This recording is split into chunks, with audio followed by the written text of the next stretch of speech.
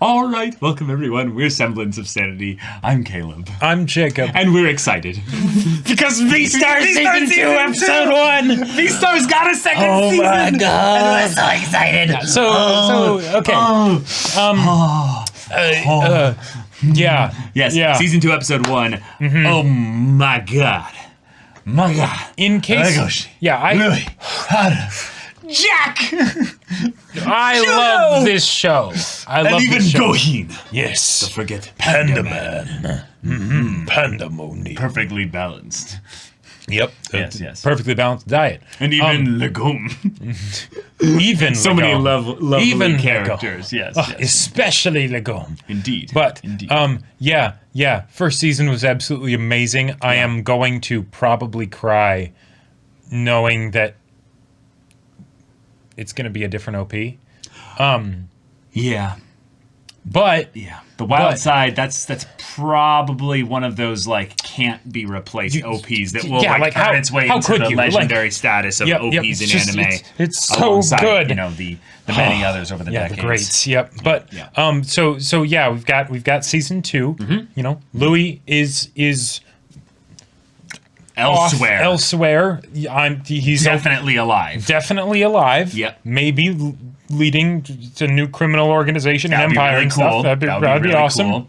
Yep. Legoshi and Haru are in their relationship right now. They're in their relationship, but not quite, sort of, yes, but also not really, because I will wait for you. Right. Because he's promising so that he can become stronger, so that they can truly be together in this society. In this world. Yes. Yeah. Because in this world is the destiny of carnivore kind. But Juno has ascended to main character status. Juno has ascended to main character status and realized that Legoshi does like her. Does like Haru.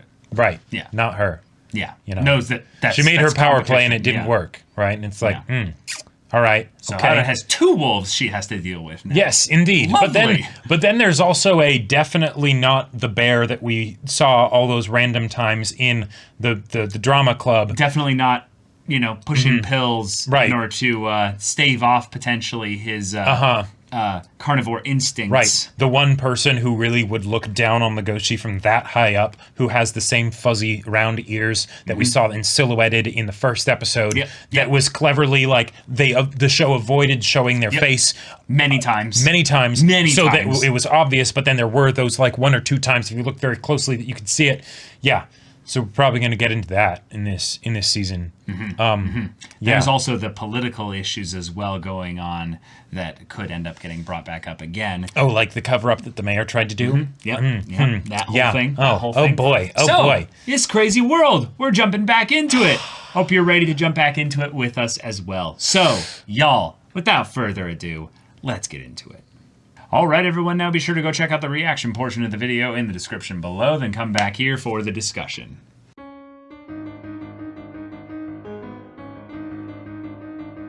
It's a snake. We're back. It's a snake. And it's a snake. It's a snack. A snack. So we got Snek.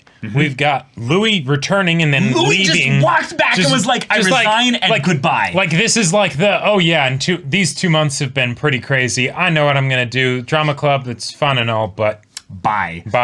Yeah, okay. Yeah. He just made it official. He came back with such, like, the way he walked. Purpose. Well, purpose, but it was almost like he was like, I used to care about this world. Right, like he didn't respond to like he used to be very he used to be very emotionally upset by Legoshi, by just all the different things that Legoshi would do, because he was the reminder that he wasn't a carnivore, that he didn't naturally have that strength to be able to assert himself, right? Right, exactly. Now, no issues, right? Well, I don't think he ever got that vibe from Legoshi.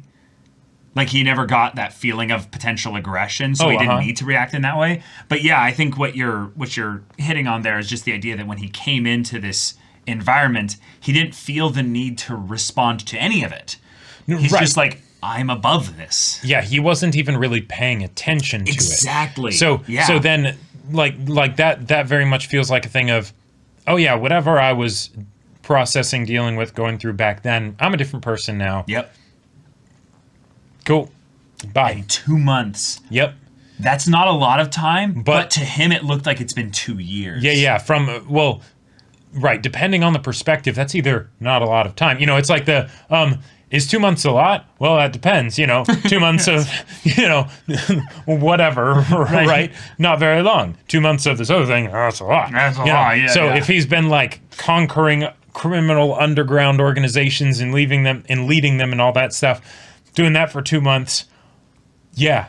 He aged, man. Yep. Yeah. There's a whole new world that he's living in. Right. And the idea that he's now being illuminated either by extremely bright lights or he's completely submerged in darkness, which is a callback to the season 1 finale. I believe it's that he's immersed in darkness and stuff.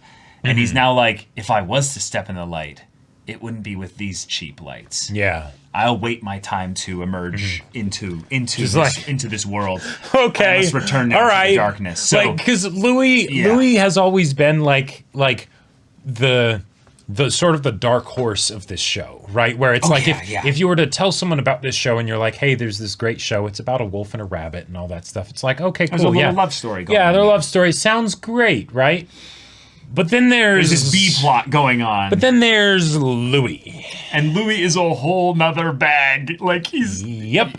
And it's amazing. It's amazing. So good. I love it, right? So the fact that he was immediately brought back into the show, even to exit stage left. Immediately, I'm all for that because I love his character. I want to know that he's still around, right? Right. So he's alive. Yep. Obviously, there's no way they were going to kill him off. Right. But what it does give us a nice little, I would say, kind of heads up on is that we don't need to focus on Louis in the story. Right. There's things is saying that he's got his own story, his path that's going on. It will get visited eventually, but for now, it's off screen. We're doing the school stuff. Yeah. And it's like, okay, awesome, cool. Legoshi and Haru and their whole thing and what it's like for them and him being all like, wait, hold on, does this mean we're not dating? Like, what's... Yeah, they're not. What it is they have a little bit of a 50-50 split of setting up opportunities for them to keep in touch. Yes. Now, what's really precious about this is that this time is then really valuable. Anything that would jeopardize this time, we can't have that. So this is very important to both of them. But the idea that it's been this way, it's been kind of done in secret, it's done in this way to make them... make it a bit easier since society probably wouldn't accept it. Yeah, have it be a little bit easier and convenient for them shows that this is something that could get worse for Haru. And Haru was dealing with, over the course of the last 2 months, a lot of the... bullying in general, verbal, probable abuse regarding the fact that she went and spent the night with a wolf. Right. And which is probably common knowledge at this point in the school. Rumors travel fast. Makes a lot of sense, especially with small animals where it's all right, what's, we need to stay up to date. We need to be aware of our environment so nothing surprising comes in here. Yep, exactly. Makes a lot of sense. And Haru's used to bullying, but that doesn't mean that it doesn't affect her because it definitely affected her in season 1. Definitely. And apparently it's a bit worse. Yeah. So, okay. But let's get into the mystery stuff here. So last season, Else was a goat that had a crush on Tem. Right. And Tem was killed. Tem was murdered. Like Tem was like devoured by a carnivore. Now, this was something that they never solved in season 1, and it was something that I always thought was a bit strange that they would do that and then kind of drop it. But what I interpreted as initially was that this was the world that they lived in. This was more commentary common. on society. Yes. So it's not about solving the mystery. It's about just having our carnivores and herbivores being aware that this is just something they have to deal with. Yep. And so now season 2 comes in, and while it seemed like there was a very straightforward way that they could approach this with the whole idea of the bear from the drama club and everything, right? Because things are not as they seem. Because there is zero chance that was the snake that we got that perspective shot of from before. Yeah, so there's a few things that I think are going on right now. We have the idea that if it was a bear or whatever that guy was in season 1. He's definitely the one that ate or devoured Tem. That's just something that made sense. The silhouettes match up, and none of this info that we've got here contradicts that. However, what it could be is a spin-off of the idea that this was an environment where someone died. So now people who have zero taste and maturity are using that to prank others, like the guinea pig, Right. just for the hell of it, Uh-huh. or are potentially kind of dwelling in a little bit of their darker side of like, this is what my kind are capable of. But again, we don't know anything with regards to that whole eyes correlation thing. But then we also have what's definitely a snake. Yep. Like the way that thing fell and it had like coils or folds kind of drop. Trust in me. No. I actually have a bit more of a positive outlook on this. On which part? The snake. Oh yeah, I don't think the snake is bad. I want the snake to be a friend. And I think to the be snake's 100% a friend because it dropped out here and is wanting to actually engage with him. Yep. Yeah. I want the snake to be like the really freaky, kind of messed up in the head. The one that goes and does the occult club, you know? Right, like exactly. That kind of equivalent, right? Yeah. Because Haru mentioned, there's a rumor of someone living in the walls, you know? And it's like, well, okay, here we go. The person living in the walls, right?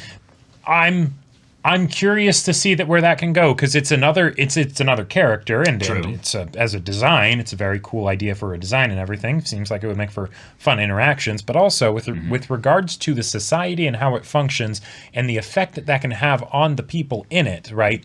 That's an interesting new way that it could be explored, right? Because especially because with it's totally a snake. Like we're just looking back at the images and it's got coils and everything, and But with regards to some of the animals, they're all bipedalified, right? Where it's like, okay, now they're walking upright on two legs and everything, and they've got the hands and whatnot. Even there was one that was like an elephant randomly shown in season 1, right? And it's like, how would you even do that? Because they don't really have hands. Trunk. But, But for a snake. Snakes don't really have limbs in the first place, so how would they walk upright? It's like, okay. The ultimate outcast of society. Sure. Especially since poisonous. Like, go for it. Like, just the idea that, like, snakes are one of those creatures that even other animals, much bigger animals, will be like, nope, stay away from them. It's a universally evolutionary response. Almost every animal in some ways has like a biological response to a snake coming nearby. It is almost a thing of where it's freaky how many animals all have the universal, that's a snake, I leave. Yeah. Now Caleb, I'm very thankful for you, on behalf of you, even though with the sound it wouldn't have really made sense to me for it to be this, but with the whole Harry Potter and the Chamber of Secrets thing, the fact that the creature that's in the walls, that it is a snake, not the other creature that Harry Potter and the Chamber of Secrets, spiders. Because that's one of those things that I've They weren't in the walls though. That was in the forest with Hagrid and everything. Right. They were just always around at the place, But because that's one of those things where I always wondered, like, wait, Beastars isn't actually going to go there, right? Like anthropomorphic spiders or anything, but snake, it's like, okay, this is a much better option. I feel like I'm not an arachnophobe. Oh no! But wait, what? Of all the animals, though, that could actually have 6 eyes, though, shit. The problem is that actually, of all the animals out there, the only one that makes sense actually to have that many eyes. No, they're not going to do that. It's too big. It's too big. Like, dude, this snake is humongous. But snakes can be huge. No, I know, but if it's a rattler, meaning it's then normally it would be a lot smaller. It would be a lot smaller. Rattlesnakes don't get that's that true. big. Well, wolves don't get that big. Yeah. Right. So they're anthropomorphized. Right, exactly. So liberties will be taken. Yeah, that's going to be weird. I'm really curious to see if the snake will have an awkward thing of where they're like, oh, I know my place in society is completely screwed because if I have to grab something, I have to retract my teeth, and then people have to trust that I'm not going to poison. That I'm something. not going to, or I have to use my tail somehow. Yeah. Actually, that's probably what it is. That he's used to being like, here you go, shake my tail. It's like, and nice to grabbing meet you. snakes by the tail. That's always exactly what you want to do. So and even with the thing of like one of the details that I appreciated, this might have been shown in season 1, but when Legoshi is talking to Haru and they're on the staircase, there are the two staircases, right? Yeah. One is like a generally bigger staircase, and then the other one is a generally smaller staircase, right? Of course, they won't be able to have something for literally every size of creature, but that way it's sort of, you've got options. Right. They were on the fire escape, it looked like, on the outside of their living quarters. Right. Yeah. But snakes don't have legs. Like, so it's like, I mean, sure, they could slither up and down the stairs probably just fine, but it's probably a bit uncomfortable and definitely not their natural way of doing things. Like, so it's like, I can totally see it being something where it's like, oh, you think you have it bad because you're a wolf. I mean, yes, you're very physically intimidating, but there are a few other creatures that I know of that get more, maybe there'd even be some offhand comment. Venom. Right. Well, but like, there could even be an offhand comment about spiders. Like, I mean, the spiders, they're small and people hate them. But they come in hundreds, so they're never alone. Right, exactly. But you don't see a colony of snakes, do you? Little old me, That is actually a really weird point. I don't think snakes are gregarious. I don't know. Like, wolves are one of the most gregarious species.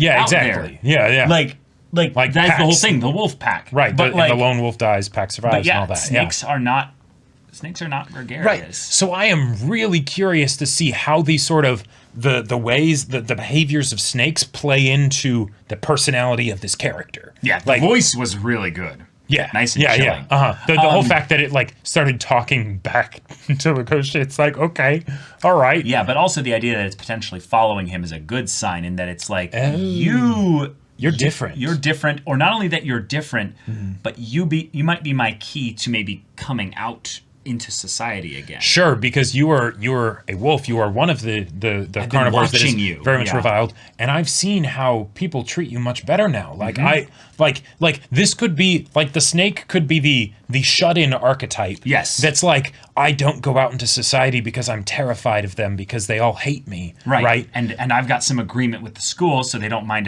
as long as I do this. Right. Exactly. But I've been starting to get a bit antsy, and I really just want to interact with people. Yep. So I've been reaching out to you, to try and have you, notice me. But I'm still weirded out that he was the only one that could detect the snake. Yeah, I feel like that would be something where it was just that quiet, but then at the same time, like, yeah, maybe also this is something else that's just being highlighted with Legoshi. He was mentioning how he's like, did I find my purpose at 17? But it was the thing that he was realizing regarding how his strength can come about. There's ways in which people exhibit their strength in this world that are different, not only based on their species, but based on their general temperament and personality. Juno is a great example of this. Yes. Juno is trying to make things better for carnivores in general, and thus she is lauded by the other wolves because she's very public about this. And she, in fact, took center stage literally at the end of the Meteorite Festival, yeah, the episode there. Actually, hold on. Remember where we were looking at the camera there and something came in front of the camera there? I think that might have been the snake. That might be the snake right there. Yeah. This whole... Oh, that might be it. Yeah. Okay, but sorry. So he's in the bathroom, he's mopping there, and he's like, no matter how much people around me change, I'm confident that I won't stray from my path. And then he's like, oh, yeah, Juno ended up being on the front there. Like, she was in the spotlight. But then Louis saying, do your best to survive in the dim light, like in the background there. Right. It's like, could it be that my idea of becoming strong just comes down to living my life quietly like I always have? Possibly. Now, go for it. I just feel like that's it. That really is it. It's not that he's halfway to discovering it. It is actually in his quiet, kind of composed balance. His strength is made evident because all these other people end up leaning on him to the point that potentially even a snake comes out of the walls and is like, I want to talk to you about something. I know that's not what his voice sounded like, but I love the idea of that. I am so down to see how that interaction goes down. Yeah. But also with regards to the living my life quietly like I always have, that's a line that could be very easily brushed past. Yes. Pun intended with the whole brushing the floor. Right. But yeah, exactly. Legoshi's situation in season 1 was one of acceptance rather than repression. Right? That's what he was struggling with. He felt like he had to do things because I can't eat people, right? Because that's terrible, right? So how do I deal with the carnivore side of myself, right? The side that wants to hunt and is a predator and all of that, right? Now, the fact that he's realizing that, oh, okay, I actually want to, like, this is what I'm comfortable with, you know? Like, just living my life quietly. That's good. That seems like a pretty good place to start. That is a peaceful existence that he did not know in the first season. Yeah. So, one of the things about the pictures I noticed rather quickly there was that there were only a couple pictures taken in total. Yeah. But this one here, we just kind of brushed past it. But doesn't that potentially just look like the snake's tongue right there? No, I think that's actually the cockroach. I think there was a cockroach. Oh, okay. And then, yeah. And then it also, like, gets the bit with the snake. Okay. Assuming that was the snake, but yeah. Okay, let's go into the exposition stuff now. They brought up the idea of some kind of, joint species super council thing. To decide the next Beastar. Yeah, they're deciding the next Beastar, but this was a thing that had no characters we're connected to here. And it was that the headmaster left for the All-Organism Joint Council with a gloomy face. Right. Probably because, well, Louie's gone. So. Yes, that's actually a great point. He probably had someone that would have been their shining star for Cherryton's school there and been like, ooh, here's a great candidate here. Right. Now, this could mean that we're up for a celebrity tournament arc coming up here. And that Juno will be the representative for Cherryton. Who will be the most popular school idol. Yeah. Oh, wait, no. It's just the next Beastar out of Cherryton, basically. Gotcha. So it's not something that is... So Cherryton's up to be the next school that has a Beastar. Or they pick one Beastar per school. Oh, sure. Possibly. Yeah. But either way, we saw that Juno was second on this list, though. Right. This was not alphabetical order, so meaning Louis was the first candidate, and then there's someone in third called Bolts, apparently. But some kind of a cheetah called Bolts. I love it. Yeah, that's funny. But I actually think that might literally be the drama club cheetah. Possibly. No, she's a female cheetah. The other one was. That's right. It was a male. Yeah, that's right. Okay. So that's its own thing, an all-organism joint council thing. I don't know how big that would be, but yeah, it is world building in general. But Juno. Yeah, that conversation with Legoshi. Yeah, stop toying with my heart. She seemed angry a little bit. Yeah, well, she also seemed a lot more flustered. Now, maybe it's because she's kind of realized that she lost in this regard, so she's dropping the facade, right? She's not putting her best foot forward to try and seem cool and composed and super awesome, right?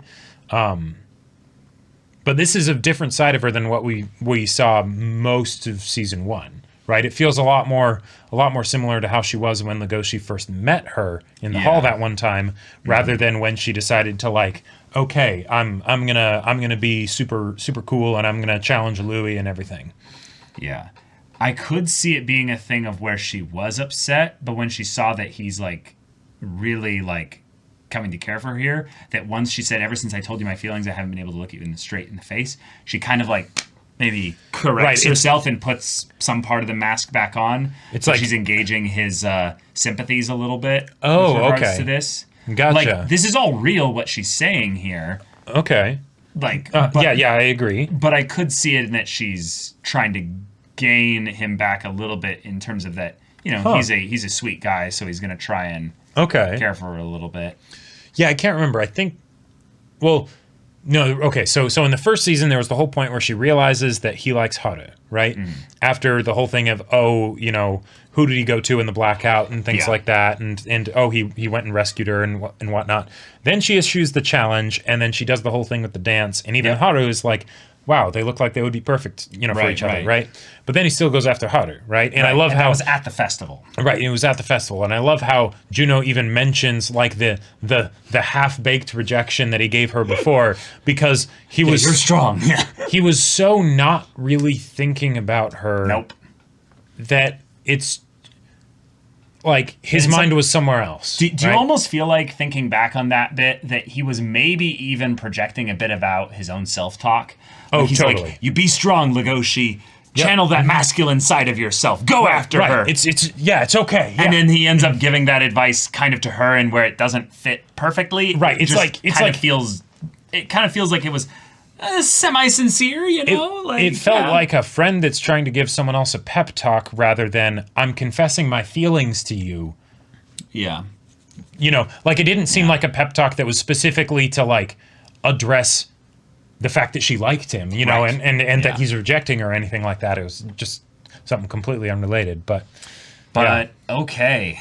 Yeah, this is a good first starter episode. We got a new OP. Felt really good. The new OP, like, you know, first one always holds a special place in my heart, but this one is no wild side. That's for sure. But it's good. It's good. The lyrics are also quite good. I'm excited to see how this is a Hara Legoshi focused, at least maybe like arc for the beginning, because Louis definitely isn't the main focus. Right. Here. Also, I want to point out that it was so fun to see you be like, oh my God, Jack got the first line in the season. This is perfect. And then within a minute, I was scared. Oh my God, is Jack gonna die? I would have been so angry if they killed Jack. Oh man, that would have been... Oh, I'm so glad they didn't too. That would have been so awful. But like... Talk about a good way to give a proper scare. Yeah. Oh, man. Yeah. I really wonder if there's a third thing. Yeah? So, there's the gopher. Uh-huh. Guinea pig. Right. There's the snake. Right. But what if there's a third thing? Well, the third thing that I could see being the case... I mean, hey, they wanted to do some massive spider, and that's why there were 6 eyes. But I think that's guinea pig. Snakes is enough. I mean, exactly. You don't need both of those. But... the bear, you know, the actual killer, right, is still out there. So that's something like this very much feels like it's prepping the audience for the killer, right? Because it's ghost stories and things like that. And is this resolved? But then when it comes right down to it, it's not prepping the characters for it because it's, it was just a ghost story. Okay, we can forget about it, right? Yeah. But we're still a bit on edge as a result of this. And then, you know, if they then decide to focus on the killer, we'll be ready for it, I feel like. Yeah. More so than after the end credit scene from season 1. But yeah, the trick with the camera illuminating the light on the eye. You know it's coming. And then the live feed of the camera that's pointing up towards the grate at the top of the ceiling, and there being like 5 eyes in that as well. Yeah. It's just this like... I gotta say, major props to the guinea pig for being able to coordinate so many eyes all at once when the eyes are quite big. You know, again, I think that all could be the guinea pig, but again, they said that there were footsteps, and I don't think they would hear a guinea pig's footsteps. And snakes don't have footsteps. Okay, that's true. That's true. So yeah, who knows? Maybe the bear has been sort of like returning to the place of his crime every once in a while, and maybe he's feeling guilty. Yeah, because the thing that always stood out to me, and this is pretty much the last thing I'll say about this, he's knocked that guinea pig, see if they saw anything. Well, sure, yeah, but from the scene in season 1, right, where it's like, okay, this is the person that is most likely the killer, right? Yeah. The fact that they specifically took a bunch of pills that made them seem happy, that felt telling, right? Yeah. Because that tells me something about their emotional state in that they aren't normally. It's not a situation like with Bill, right? Or not Bill. Bill, Bill, the tiger, right. Where it's I've accepted this, so I don't. I might doping. I dope to feel confident, but not to feel. But I don't need anything to make me feel happy because I've accepted the fact that I do this. Equilibrium versus boosting.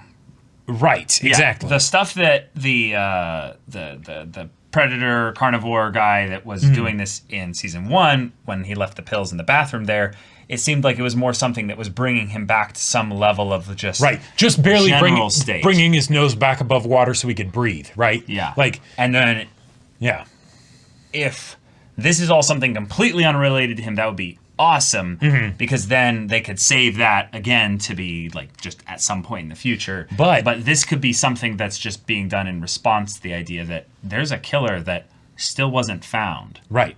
And maybe other people who are a little bit on the scarier, darker side of things are like, ooh, I'll play in that. I wanna feel that. Well, or potentially it's just a way that they relieve the tension of knowing that, oh, I could be killed at night by something, right? Possibly. And then that, of course, brings it back to the actual killer of like, that's right, I did that. Maybe I had managed to forget, since it was 6 months ago or whatever, but that's right, I did that. Shit. Yeah, people keep going back to that spot. Why? Right, exactly. Why can't they just forget about it? Yeah. But, y'all, thank you so much for watching this episode's reaction and discussion. If you want to see the next episode's reaction and discussion right now, though, go check out the link in the description below for our Patreon. You can get on early access there. You can watch full-length timer reactions there, and all this comes with Discord access, so you can chat with us in the community there about this show, about anime in general, and also be sure to check out our Twitch channel. We stream every weekday. Info's in the description. Yes, if any of that interests you, we'll see you there. But until then, we're Semblance of Sanity. I'm Caleb. I'm Jacob. And we'll see you all next time.